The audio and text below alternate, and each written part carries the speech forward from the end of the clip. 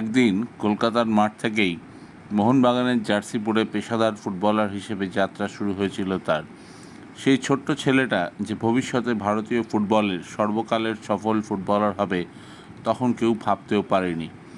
বৃহস্পতিবারের পর আর কখনোই ভারতীয় ফুটবল দলের জার্সি গায়ে দেখা যাবে না সুনীল ছেত্রীকে। ভারতের প্রাক্তন ফুটবলারদের তালিকায় চলে যাবেন তিনি।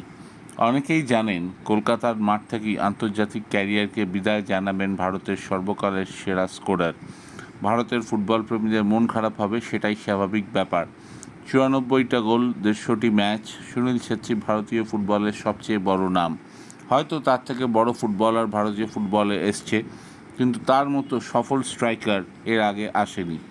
যাই হোক, এটা বড় কথা না। বড় কথা হচ্ছে ভারতের বিপক্ষে খেলবে কুয়েত কলকাতা যুবভারতী ক্রীড়াঙ্গনে। প্রাক বিশ্বকাপে টিকে থাকতে গেলে এই ম্যাচ থেকে 3 পয়েন্ট তুলতেই হবে ভারতকে। সব কিছুকে দূরে ঠেলে দিয়ে এই ম্যাচে যাবতীয় আকর্ষণের কেন্দ্রবিন্দু সেই সুনীল। যদিও সুনীল নিজে মনে করেন তাকে নিয়ে বেশি কথা না বলে এই ম্যাচটা নিয়েই ফোকাস করা উচিত। আবেগ দেখানোর অনেক সময় পাওয়া যাবে, কিন্তু আগে প্রথম প্রাইমারি ফোকাস হলো ম্যাচটা জেতা। প্রতিপক্ষ কুয়েতকে নিয়ে ভাবনা ঢুকে পড়েছে ভারতের অন্দরমহলে। সুভাশিস বসু থেকে শুরু করে সাহাল আব্দুল সামাদ প্রত্যেকেই জানাচ্ছেন সুনীল ভাইকে তারা এই ম্যাচটা জিতে বিদায় জানাতে চান।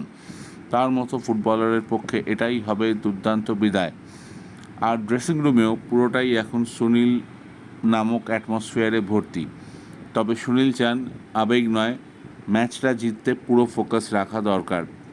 একটু এদিক থেকে ওদিক হলে পা ফসকাতে হতে পারে। এখন পরবর্তী প্রশ্ন, সুনীলের পর কোন ভারতীয় স্ট্রাইকার উঠে আসছেন? কে হবেন ভারতের নাম্বার 9? এই প্রশ্নের উত্তর কিন্তু এখনও পাওয়া যায়নি। তবে সুনীল ছেত্রী এখন বিদায় নেবেন এবং পরিবারের সঙ্গে সময় কাটাবেন। যদিও ইন্ডিয়ান সুপার লিগ এবং ভারতীয় ফুটবলের ডোমেস্টিক সার্কিটে খেলা চালিয়ে যাবেন তিনি। ধন্যবাদ।